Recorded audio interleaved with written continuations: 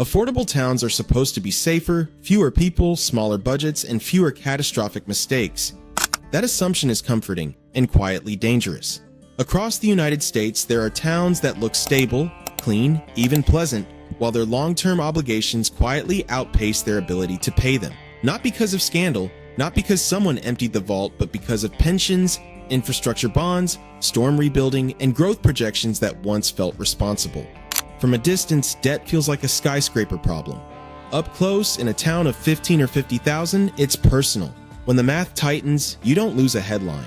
You lose a service, a repair, or a position that never gets filled. Some of these towns shrank. Some grew too fast, and others depend on constant arrival. All of them still look normal. So here we go. Let's count down. Number 9 is like buying a sturdy house in a neighborhood that used to be busier. Welcome to Harvey, Illinois, just south of Chicago, population around 20,000 and declining. Home prices are often cited as low for the region, and commuting access to Chicago looks practical. The strain sits in pension funding. Reported police and fire pension levels fell critically low in past years, prompting state oversight.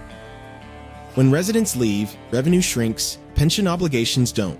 The upside is affordability and location, while the downsides are tighter budgets and limited flexibility. When large portions of revenue go to legacy costs, infrastructure upgrades and staffing suffer. Living there can feel stable, but paused. Picture this. Evening air after rain, a freight train rolling past, streetlights humming on. Quiet but constrained.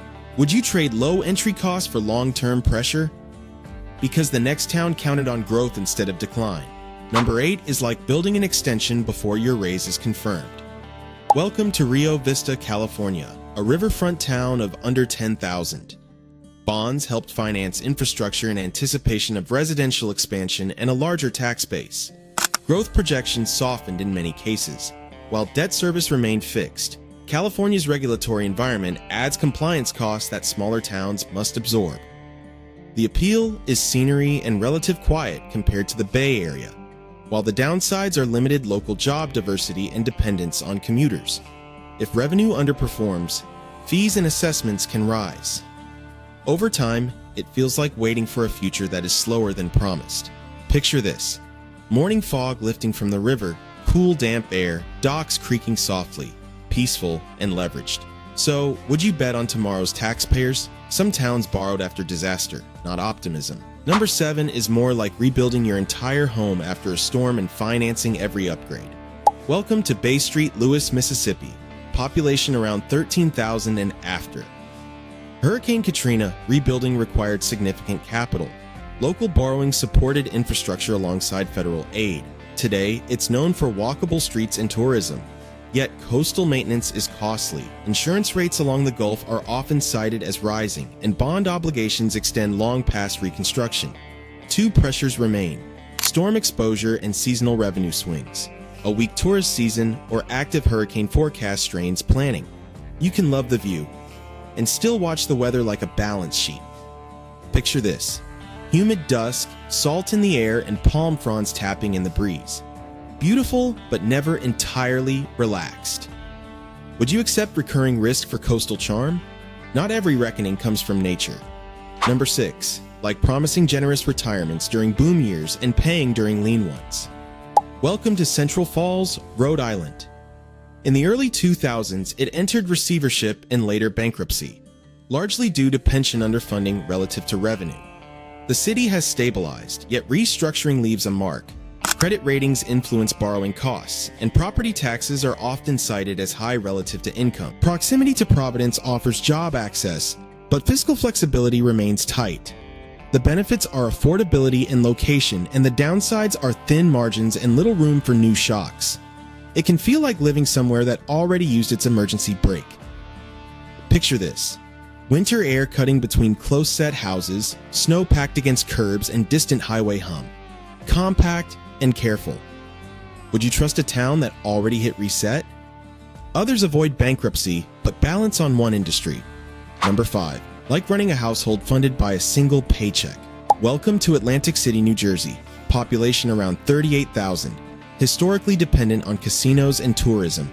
As casino revenues declined over the years, budget gaps widened and state oversight followed. Oceanfront property and hospitality jobs attract residents.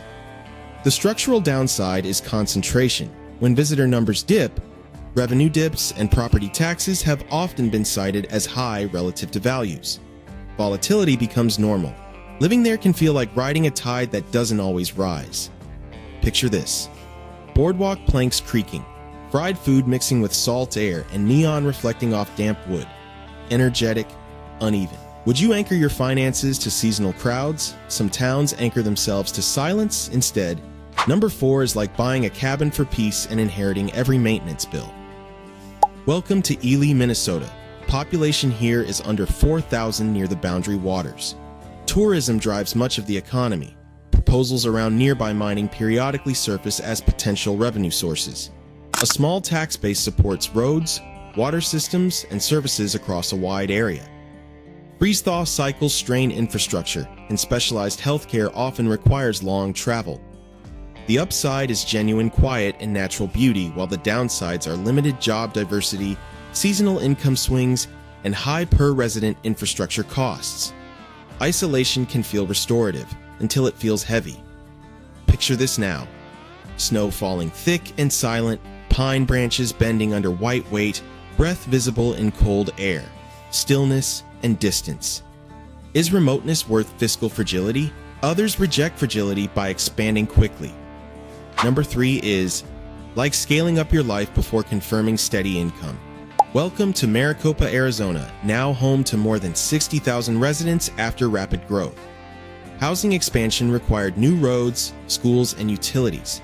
Bonds financed much of that build-out. Relative affordability compared to Phoenix drew families. Yet rapid growth can outpace services. Long commutes and traffic are frequently reported, and long-term water planning adds complexity in a desert region. The model depends on continued expansion. If growth slows, fixed obligations remain. It can feel like living inside a plan still in motion. Picture this: dry heat radiating from pavement, dust rising after a brief rain, wide streets glowing at sunset. Modern, but dependent. Would you stake stability on momentum? Momentum can stall even in larger cities. Number 2, like earning solid income while carrying heavy fixed payments. Welcome to Stockton, California. Population over 300,000. It filed for bankruptcy in 2012 after fiscal strain, including pension obligations and ambitious development projects from boom years, became unsustainable. Stockton has recovered in many respects. Housing demand increased. Port activity supports employment. Yet pension contributions remain significant, and California's broader regulatory structure adds cost pressure. Scale provides opportunity and amplifies commitments. It can feel stable, with tight boundaries. Picture a warm evening air in the Central Valley. Steady traffic hum, storefront lights reflecting on glass. Active, calculated. Would you accept visible recovery alongside invisible constraints? And then there's the town, built on collective comfort. Last but not least, number 1. Here, it's like joining a community where the experience depends on everyone continuing to participate. Welcome to The Villages, Florida, a retirement community of more than 80,000 residents.